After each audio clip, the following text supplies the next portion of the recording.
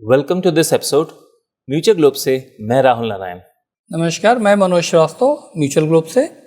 और एपिसोड राहुल शुरू करने से पहले मेरी रिक्वेस्ट है ऑडियंस से, जिन्होंने अभी तक सब्सक्राइब नहीं किया है वो प्लीज़ चैनल को सब्सक्राइब करें और अपने फ्रेंड्स में शेयर करें। तो आज का हम लोग ने जो टॉपिक चूज़ किया है इंटरेस्टिंग टॉपिक है। जैसे कि अपना स्टॉक मार्केट पिछले एक साल से थोड़ा फ्लैट है, रिटर्न्स नहीं आए हैं बेसिकली, तो इसी में ही डाइवर्सिफिकेशन का रोल होता है। तो इसके सिनेरियो में क्योंकि आगे भी अनसर्टेनिटी दिखाई दे रही है, वी होप कि चलेगा मार्केट, बट ऐसे में क्या एक इन्वेस्टर करे ताकि ये वाला जो जैसे फ्लैट चल रहा है मार्केट, तो इस रिस्क को कैसे मिनिमाइज कर सकते हैं? देखिए, दो चीज़ें। पहली बात तो ये कि लास्ट ईयर की परफॉर्मेंस जो स्क्रीन पे दिखाई भी पड़ रही है फ्लैटिश रहा है, और दूसरे अभी भी जिस तरीके से इंटरनेशनल सिनेरियो हैं, टैरिफ के इश्यूज़ हैं और सारे इश्यूज़ हैं, तो मार्केट अभी भी ऐसे ही दिख रहा है। तो इन जनरल भी डाइवर्सिफिकेशन बनता है, लेकिन डाइवर्सिफिकेशन अगर आप केवल विद इन इंडिया कर रहे हैं तो उससे बेहतर ये होगा कि आप किसी एक और इकॉनमी में भी, एक और कंट्री में भी डाइवर्सिफाई करें, और एक सेक्टर भी ऐसा लें जो बहुत तेज चल रहा हो। तो अगर उन दोनों का कॉम्बो मिला लें तो मेरे को लगता है कि यूएसए के मार्केट में जो एआई और टेक रिलेटेड फंड्स हैं या शेयर्स हैं या ईटीएफ हैं, वो इन्वेस्टर को ज़रूर एक्सप्लोर करना चाहिए। कुछ 15-20%, 25% तक वो अपनी क्षमता पे है, अपनी रिस्क एपिटाइट पे है, अपने कंफर्ट लेवल पे है, लेकिन एक्सप्लोर करना चाहिए। और यहाँ एक्सप्लोर करने से मेरा मतलब है स्टडी करना चाहिए। हम रिकमेंड कुछ नहीं कर रहे हैं, हम आपको अवेयरनेस क्रिएट कर रहे हैं, एजुकेट करने की कोशिश कर रहे हैं। तभी आपको जो स्क्रीन पे दिखाई पड़ रहा है कि पिछले एक साल की जो परफॉर्मेंस है यहाँ के डिफरेंट इंडेक्सेस की, इंडिया के विज़ जो एआई और टेक रिलेटेड फंड्स हैं यूएस के, उनकी परफॉर्मेंस, और दोनों में फ़र्क है। तो ये आपको स्टडी ज़रूर करना चाहिए ताकि आपका डाइवर्सिफिकेशन इकॉनमी पर भी हो और सेक्टर पे भी हो। और जो चीज़ तुमने पूछी नहीं, मैं साथ में और ऐड किए दे रहा हूँ, इंडियन टेक से थोड़ा सा दूरी बना के चले। ये भी आप स्टडी करें, हम तो अवेयरनेस क्रिएट कर रहे हैं, बट इंडियन टेक से अभी आप थोड़ी दूरी बना के चले, ये हमारा मानना है। तो जैसे स्टडी करने की बात हो रही है, तो आपने जो एग्जाम्पल चूज़ किया वो यूएस का किया, किसी और कंट्री का नहीं किया, और यूएस में भी टेक का नाम लिया। हाँ, किसी और कंट्री का नहीं किया। देखिए, आज की डेट में अगर आप डेटा निकालेंगे तो चाइना ने बहुत अच्छा काम किया है, चाइना के फंड भी हैं, और भी कई एक जगह काफ़ी आ रहा है। लेकिन पहली बात तो अभी आप इंडिया में बैठे थे तो यूएस तक पहुँचे, उसके बाद फिर अपनी स्टडी का दायरा और बढ़ाएं, तो अभी यूएस तक रखें। यूएस से भी टेक रिलेटेड, एआई रिलेटेड रखें। आप कंजम्पशन पे नहीं चले जाएं, आप रियल एस्टेट पे नहीं चले जाएं, ये हमारा मानना है। सच। इनफैक्ट अभी जो लोग सीएनबीसी पढ़ते हों उन्होंने सुना होगा कि फ्रांस के एक फंड मैनेजर हैं, तो उन्होंने एक स्टेटमेंट दिया है कि यूरोप इज़ बीइंग कॉलोनाइज्ड। मतलब थोड़ा सा वैसा स्टेटमेंट है, सेंसेशनल स्टेटमेंट है। आजकल इमिग्रेंट्स की बात होती है, यूरोप में दूसरी कंट्री से इमिग्रेंट्स आ रहे हैं। तो इसका ऐसा लगा फर्स्ट उसमें जब मैंने पढ़ा कि ये शायद उसी की बात कर रहे होंगे कि दूसरी कंट्री से बहुत इमिग्रेंट्स आ रहे हैं और आजकल एंटी इमिग्रेंट स्टांस है। पर मैंने सोचा फंड मैनेजर इस पे क्यों बोलेगा। तो उन्होंने फिर जब मैंने पढ़ा आर्टिकल, तो कह रहे हैं we are being colonised by US tech and Chinese industry. सब कुछ मैन्युफैक्चर चाइना में हो रहा है और टेक पूरा यूएस का है। तो एज एन इन्वेस्टर जो हमें स्टडी भी करना है, हमें बेसिकली ये दो चीज़ स्टडी करनी है। आप स्टडी कुछ भी कर सकते हैं, आप अर्जेंटीना भी स्टडी करिए, आप यूके भी स्टडी करिए, बट प्राइमरी अगर काम की बात करें तो यूएस के टेक को स्टडी करिए और चाइनीज़ की मैन्युफैक्चरिंग को स्टडी करिए। और जब स्टडी हो तभी हम उसमें इन्वेस्ट करें। किसी की कही सुनी बात पे, इनफैक्ट हम लोग की भी कही बात पे कोई इन्वेस्ट ना करें, नहीं करें। तो बड़ी अच्छी बात राहुल ने बोली कि इवन हम भी जो कह रहे हैं ना उसको आप स्टडी करें। हम भी गलत हो सकते हैं, हम भी बायस भी हो सकते हैं, तो इसलिए आप अपनी स्टडी जरूर करें। तो पॉइंट ये कि अगर आज की डेट में दो में जाना हो तो यूएस और चाइना, लेकिन चाइना के बारे में काफ़ी स्टडी करके ही डिसाइड करें। फिलहाल अभी जो बात हो रही इस एपिसोड की वो यूएस के एआई और टेक रिलेटेड फंड्स, स्कीम्स और ईटीएफ की हो रही है। राइट। तो जैसे हम लोगों ने देखा कि रिटर्न्स अच्छे आए हैं यूएस के, अब हमें जैसे बेनिफिट लेना है एज एन इन्वेस्टर, तो अज्यूमिंग की स्टडी करते हैं हमारी ऑडियंस मेंबर, अब नेक्स्ट स्टेप क्या होना चाहिए? अब नेक्स्ट स्टेप जो है वो ये है कि भाई आप अपने म्यूचुअल फंड को समझिए और आपके म्यूचुअल, आपसे मतलब है जिस आप म्यूचुअल फंड में लगाते हैं, आप जिससे कंफर्टेबल हैं, तो वो देखिए कि क्या उन्होंने यूएस एआई और टेक सेंट्रिक फंड लॉन्च कर रखे हैं। आप ये देखें जा करके। ठीक है, लिस्ट दिखाई पड़ रही है आपको स्क्रीन पे जो हमने आपके लिए निकाला है, आप खुद भी स्टडी करें। तो उसमें कई एक तो इंडेक्स फंड लॉन्च किए हैं, आईसीआईसीआई ने किया हुआ है और भी फंड्स ने किया हुआ है, कुछ ने टेक्नोलॉजी रिलेटेड किया हुआ है, एडिलवीस ने। तो ये ब्रॉडली रूट अभी निकल के आता है जिसमें कि आप इन्वेस्ट करें लमसम या एसआईपी और उसके जरिए अपना एक्सपोजर बढ़ाना शुरू कर दें। लेकिन यहाँ पे एक बिग क्वेश्चन मार्क आ रहा है, मोस्टली म्यूचुअल फंड ने इन स्कीम्स के लिए पैसा लेना बंद कर दिया है। तो ऐसा क्यों है?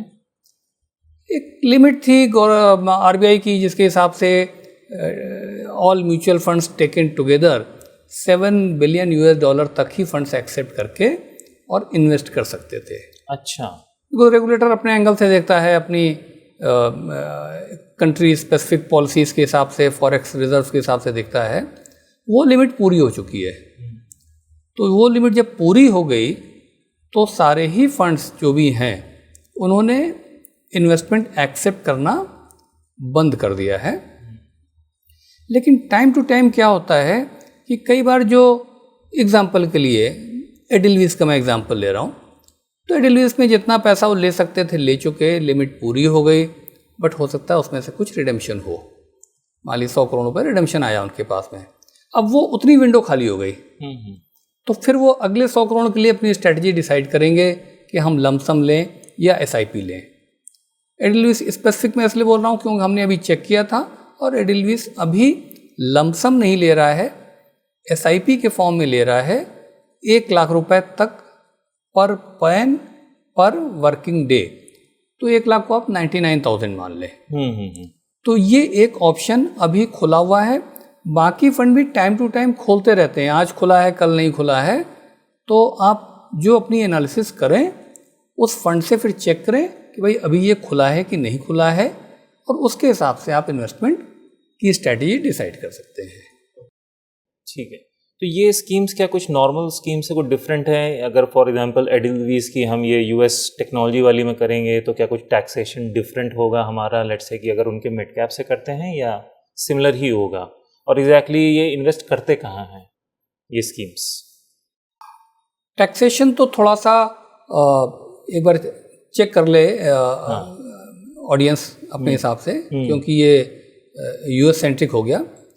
करते कहाँ हैं? बहुत कम स्कीमें हैं, ना के बराबर हैं, शायद 1-2 हैं जो कि खुद जा करके और वहाँ पे स्टॉक पिकिंग करते हैं। खुद ही गए और उन्होंने डिसाइड किया, यानी खुद ही से मतलब है कि इंडियन म्यूचुअल फंड के फंड मैनेजर ने डिसाइड किया भाई मेरे को टेस्ला लेना है, मेरे को मेटा लेना है। मोस्टली क्या है, जो एक लॉजिक आम आदमी पे भी चलता है कि भाई अगर आपको कुछ नहीं समझ में आ रहा है, या आप उतने कॉम्पिटेंट नहीं हैं, या उतनी आपको पकड़ नहीं है, तो आप इंडेक्स ले लो, जाके मार्केट खरीद लो, राइट, बजाय शेयर खरीदने के। तो काफ़ी फंड ऐसे हैं जिन्होंने नास्डैक 100 में इन्वेस्ट किया, और वो भी डायरेक्ट ना करके किसी यूएस के फंड ने जो नास्डैक 100 फंड किया हुआ है या वहाँ का ईटीएफ किया हुआ है।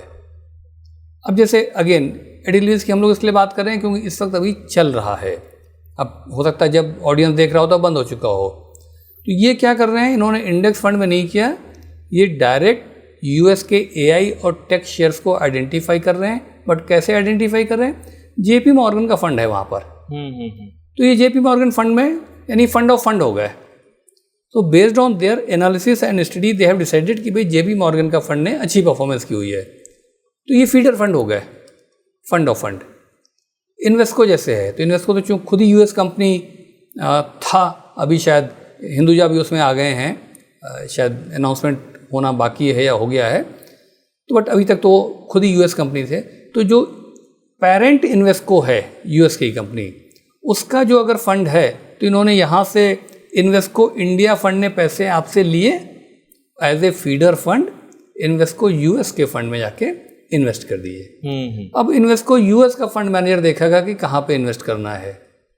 अगर नास्डैक 100 में कर दिया तो वो भी इशू खत्म हो गया, वो तो फिर जैसा अभी इंडेक्स का कॉन्स्टिट्यूशन होता है उसके हिसाब से उन शेयर्स में इन्वेस्टमेंट हो जाता है। राइट। तो एक तरीका हो गया नॉर्मल, जो सिंपल तरीका लग रहा है कि म्यूचुअल फंड में जाएं, पूछें कि यूएस टेक्नोलॉजी वाला कौन से फंड्स हैं आपके, और उसमें इन्वेस्ट करते हैं। अब लेट्स से कि बंद हो गए हैं इन्वेस्टमेंट, उसमें नहीं हो सकता है, क्या कोई और भी ऑप्शन है इसके अलावा? हाँ, उसके अलावा ऑप्शन है, वो ऑप्शन है एलआरएस का। ओके, ये क्या होता है? Liberalised remittance scheme. ठीक है, एलआरएस का। उसमें आरबीआई परमिट करता है कि पर पर्सन पर फाइनेंशियल ईयर 2,50,000 यूएस डॉलर तक रेमिटेंस कर सकता है दूसरे कंट्री में। अभी चूँकि हम यूएस की बात करें तो हम यूएस वर्ड यूज़ किए ले रहे हैं, वैसे उसमें और भी कंट्री आते हैं। तो आपको अगर यूएस का शेयर लेना है, यूएस का म्यूचुअल फंड लेना है, यूएस का ईटीएफ लेना है, यूएस में प्रॉपर्टी लेनी है, यूएस ट्रैवल करने जाना है, यूएस में एजुकेशन लेनी है, यूएस में मेडिकल का है, और ये यूएस वर्ड हटा के आप कोई भी टर्म जोड़ सकते हैं। आपको दुबई में प्रॉपर्टी लेनी है, आपको लंदन में फ्लैट खरीदना है, तो पर इंडियन यानी पर पर्सन पर फाइनेंशियल ईयर 2,50,000 यूएस डॉलर तक आप भेज सकते हैं और वहाँ पे जाके खरीद सकते हैं। ओके ओके, ये तो मतलब फॉर एग्जांपल यहाँ से मैंने फंड्स भेजे। हाँ। जैसे यहाँ पे कोई मैं डीमैट अकाउंट खोलता हूँ, तो मैंने यूएस में डीमैट अकाउंट खोला। हाँ। और वहाँ पे फंड्स भेजे और उसके थ्रू मैंने स्टॉक्स में इन्वेस्ट किया या इंडेक्स फंड में इन्वेस्ट किया या ईटीएफ में इन्वेस्ट किया। हाँ। तो ये एक तरीका है। ये एक तरीका है, राइट। लेकिन 2-3 चीज़ें हैं एलआरएस के जरिए, हम लोग शॉर्ट में उसको एलआरएस बोल रहे हैं। एक तो क्या है कि एलआरएस में अगर आप पैसा भेज रहे हैं तो पर पर्सन पर फाइनेंशियल ईयर 7 लाख तक तो आप आराम से भेज सकते हैं। उसके ऊपर भी आप आराम से भेज सकते हैं, लेकिन उसके ऊपर का जो डिफरेंशियल होगा, मान लिया आपने 10 लाख भेजे, तो 7 लाख रुपए के ऊपर जितना भी पैसा होगा उस पर 20% TCS होगा, टैक्स कलेक्शन एट सोर्स। बड़ी फिगर है वैसे ये। तो बड़ी फिगर है। अगर आपने, आप समझिए कि 1 करोड़ रुपए भेजा दुबई में फ्लैट लेने के लिए, 2 करोड़ रुपए भेजे या 1.5 करोड़ रुपए भेजे यूएस में स्टॉक्स खरीदने के लिए, तो 2 करोड़ रुपए माइनस 7 लाख, बाकी जो डिफरेंशियल बचा 1 करोड़ 93 लाख, उसका 20% तो आपका TCS के फॉर्म में कट जाएगा। और वो आपका नुकसान नहीं हुआ, जब आप रिटर्न अपना फाइल करेंगे उस साल का, उसमें जो आपका टैक्स निकल रहा होगा उससे वो एडजस्ट हो जाएगा। लेकिन इतना टैक्स निकलना चाहिए फिर, और उतना टैक्स निकलना चाहिए। अगर आपने, समझिए कि मैं एग्जांपल को सिंपल कर दूं, 2 करोड़ 7 लाख रुपए भेजे, तो 7 लाख तो छूट गए, 2 करोड़ पे 40 लाख रुपए आया। तो आपका उस साल का अगर टैक्स 40 लाख रुपए का निकल रहा है तब तो कोई टेंशन नहीं है। मान ली 5 ही लाख निकल रहा है और टैक्स कट गया आपका 40 लाख, तो 35 लाख रुपए का फिर रिफंड आपका आएगा। तो आपका पैसा ब्लॉक हो गया। वो सब कुछ स्मूथ जाता है, लेकिन पैसा ब्लॉक हो गया। ये एक इशू एलआरएस में है जो उधर म्यूचुअल फंड के रूट में नहीं है। अच्छा, तो वो एलआरएस में काउंट नहीं हो रहा है, क्योंकि बेसिकली आप इंडियन एक म्यूचुअल फंड में कर रहे हैं और यहाँ पे आप डायरेक्टली आप यूएस में कर रहे हैं। ओके, तो वो काउंट वहाँ पे नहीं हुआ। तो इसलिए या तो आप 7 लाख रुपए पर पर्सन, आपके घर में हस्बैंड वाइफ 2 बच्चे हैं, मतलब 4 मेंबर हैं या 5 मेंबर हैं, तो 7 × 5 35 लाख रुपए तक साल तो आराम से भेज सकते हैं, कोई दिक्कत नहीं है। उसके ऊपर ये ध्यान रखना पड़ेगा। अब जिसके पास पैसे हैं ही, भेजने ही है, तो उसको फिर ध्यान रखना पड़ेगा, उसका टैक्स भी निकल रहा होगा। राइट। या आप उस साइज के नहीं हैं तो फिर आप वही रूट ले लें। जो भी इंडियन म्यूचुअल फंड की यूएस सेंट्रिक स्कीम चल रही हैं, उसको ही आप लंप सम या सिप जैसा निकल रहा हो उसको यूज कर सकते हैं। ओके, ठीक है। तो ये एक एलआरएस से रिलेटेड इशू आपको इसमें, लेकिन जब भेजेंगे तो यूएस के भी फिर टैक्स वैक्स लगने लगेंगे इस पे? हाँ, अब उसमें क्या है कि बाकी तो देखिए टैक्सेशन ठीक है, आप भी तैयार रहते हैं कि भाई जिस कंट्री का जैसा लॉ होगा वो आप बेयर करेंगे, और फिर इंडिया के हिसाब से जो होगा वो बेयर करेंगे। बट 2 चीज़ें वर्थ मेंशनिंग है। एक तो क्या है कि आपने अगर यहाँ पे मतलब इन्वेस्टर ने यहाँ से पैसे भेजे, आप अपनी फॉर्मेलिटीज़ कर लेंगे, भाई किसके थ्रू भेजें, तो आप देखेंगे ब्रोकर है, इंड मनी है, ग्रो है, वो आप खुद चेक कर लेंगे जा करके किसके थ्रू आप भेजें। वहाँ पे बैंक अकाउंट खोलें, डीमैट अकाउंट खोलें, यहाँ पे आप अपने बैंकर के पास जाके फॉर्म A2 सबमिट करेंगे। ये तो प्रोसीजरल पार्ट हो गया, वो तो आपका ब्रोकर आपको एक्सप्लेन कर देगा, उसमें कोई इशू नहीं है, स्मूथ है वो। लेकिन किसी इन्वेस्टर ने इन्वेस्ट किया और आप समझिए कि से $1 करोड़ इन्वेस्ट कर दिया, या ये मैं कहूँ कि $1 लाख इन्वेस्ट कर दिया, and unfortunately if the investor passes away, unfortunately कोई कैजुअलिटी हो जाती है, तो उस केस में जब पैसा वहाँ से वापस आएगा, so that will be subject to US law of state tax, तो स्टेट टैक्स में आ जाएगा। अच्छा। अब स्टेट टैक्स की अपनी रेंज है, but it can be as high as even 40%।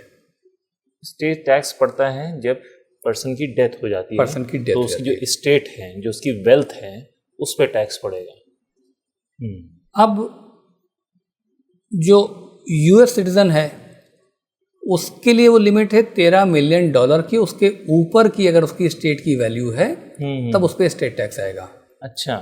But non US पे वो $60,000 है। ओके। तो अगर $60,000 यानी मोटा मोटा 88-90 रुपये मान लो, आप 88 रुपये भी है, हम उसको वो सिंपल कर देते हैं, अभी 100 रुपये मान लेते हैं, यानी 60 लाख रुपए से ऊपर है या 50-55 लाख रुपए ऊपर है तो आपको स्टेट टैक्स देना पड़ जाएगा। और अगर बड़ी फिगर है, राइट, 10 करोड़ रुपए है, 20 करोड़ रुपए है, तो फिर उसके हिसाब से आ जाएगा। तो ये एक पहलू जरूरी है लोगों को ध्यान रखना यूएस के स्टेट टैक्स का। ओके। कोई तरीका नहीं है इससे? उसका तरीका अभी नहीं है, अभी सेकेंड फेज में बात करते हैं। एक क्लैरिटी के लिए बता दें कि एक इनहेरिटेंस टैक्स भी है यूएस में, बट इनहेरिटेंस टैक्स जो है वो बेसिकली स्टेट लेवल टैक्स है, तो कुछ स्टेट्स पर ही है, तो आप चेक कर लें, वो सब पे नहीं है। वहाँ पे मतलब स्टेट, मतलब जैसे यहाँ पे स्टेट हैं, जैसे यहाँ पे कई टैक्सेस होते हैं जो स्टेट लेवल पे होते हैं, कई टैक्सेस सेंट्रल गवर्नमेंट के लेवल पे होते हैं, तो वहाँ पे कुछ स्टेट्स ने इनहेरिटेंस टैक्स लगाया, सब ने नहीं लगाया हुआ है। क्योंकि आप शेयर लेने जा रहे हैं, आप म्यूचुअल फंड लेने जा रहे हैं, आप ETF लेने जा रहे हैं, तो बाकी आप अपने टैक्स एक्सपर्ट से चेक कर लें। बट मेरा इंप्रेशन ये है कि शायद अगर आप उस स्टेट में तो कर नहीं रहे हैं इन्वेस्टमेंट, प्रॉपर्टी का कर रहे हो तो बात अलग है, लैंड का कर रहे हो तो बात अलग है, तो शायद आप पे इनहेरिटेंस टैक्स नहीं आएगा, बट स्टेट टैक्स के दायरे में आप आ सकते हैं अगर उस लिमिट के बियॉन्ड है। और वो जो टैक्स कटा उसका कोई एडजस्टमेंट भी इंडियन लॉ के हिसाब से इंडियन टैक्स लायबिलिटी में नहीं होगा। तो ये एक बड़ा फैक्टर है जो कि ध्यान रखने वाला है।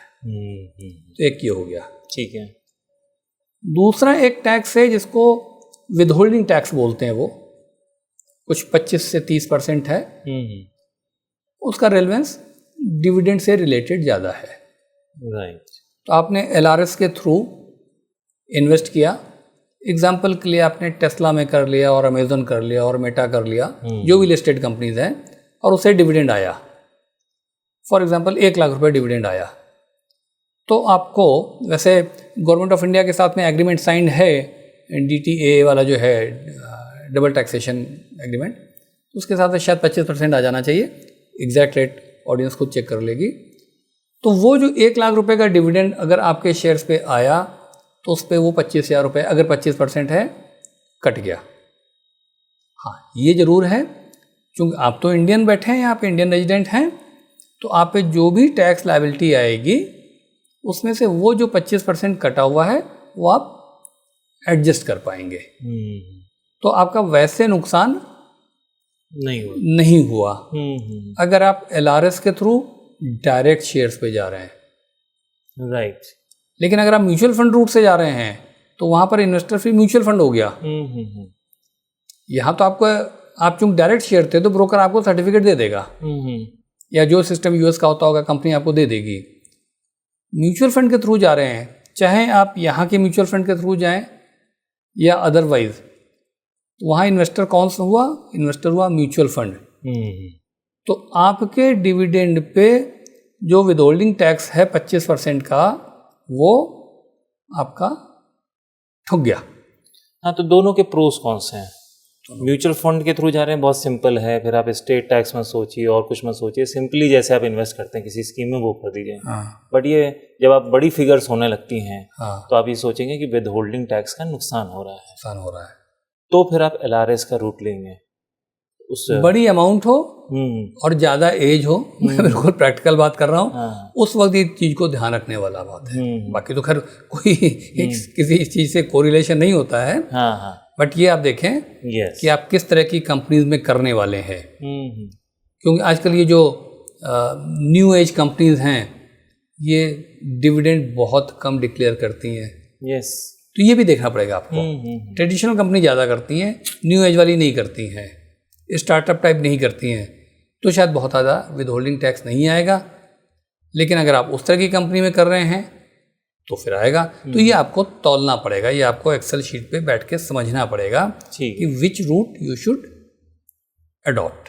ठीक है, तो हम लोग LRS के बारे में और डिटेल में समझना चाहेंगे कि LRS के थ्रू करना हो, बट शायद हम लोग का एपिसोड थोड़ा ज़्यादा बड़ा हो जाएगा। तो अगर कुछ आपको समरी में कुछ बोलना हो कि क्या क्या मेथड्स हो सकते हैं। समरी में ये है कि देखिए, मुझे लगता है कि छोटा इन्वेस्टर है तो वो अभी यही रूट ले जो म्यूचुअल फंड वाला है, 1। ठीक है, बड़ा इन्वेस्टर है, अब किसी के पास 50 करोड़ रुपए हैं और वो 20% 10 करोड़ रुपए लगाना चाहता है, तो उसको फिर LRS का रूट एक्सप्लोर करना पड़ेगा। ये शायद हम लोग अगले एपिसोड में या किसी और एपिसोड में डिस्कस कर सकते हैं कि LRS रूट के जरिए भी जा कर के हम कैसे स्टेट टैक्स से बच सकते हैं। क्या कॉन्स्टिट्यूशन करें इन्वेस्टिंग एंटिटी का, क्या गिफ्ट सिटी के थ्रू जाएं, क्या लग्जमबर्ग के थ्रू, लग्जमबर्ग डोमिसाइल्ड फंड के थ्रू जाएं, क्या आयरिश के थ्रू जाएं। तो ये एक अलग एपिसोड का पार्ट बनेगा, वो भी पॉसिबिलिटी है। तो वो हम किसी और एपिसोड में डिस्कस करेंगे। तो ठीक है, तो इसका मतलब पार्ट 2 बनाना पड़ेगा, इस पार्ट 2 बनाना पड़ेगा, तब जाके वो कंप्लीट होगा। राइट, ये उससे ठीक है। तो ये इंटरेस्टिंग और इम्पॉर्टेंट इन्फॉर्मेशन है, क्योंकि डाइवर्सिफिकेशन जैसे हम लोग हमेशा कहते हैं, चाहे उन्होंने गोल्ड पे बात की हो या किसी भी चीज़ पे करना चाहिए, तो सिर्फ एक कंट्री में ही पूरी तरीके से इन्वेस्ट नहीं होना चाहिए, चाहे वो करेंसी रिस्क हो या परफॉर्मेंस रिस्क हो। ठीक है, तो इस एपिसोड को हम लोग यहाँ रैप करते हैं, मिलते हैं नेक्स्ट एपिसोड में। तब तक के लिए गुड बाय। अगर आपको एपिसोड अच्छा लगा हो तो प्लीज़ इसे लाइक करिए, शेयर करिए और सब्सक्राइब करिए। Thank you. Okay, thank you.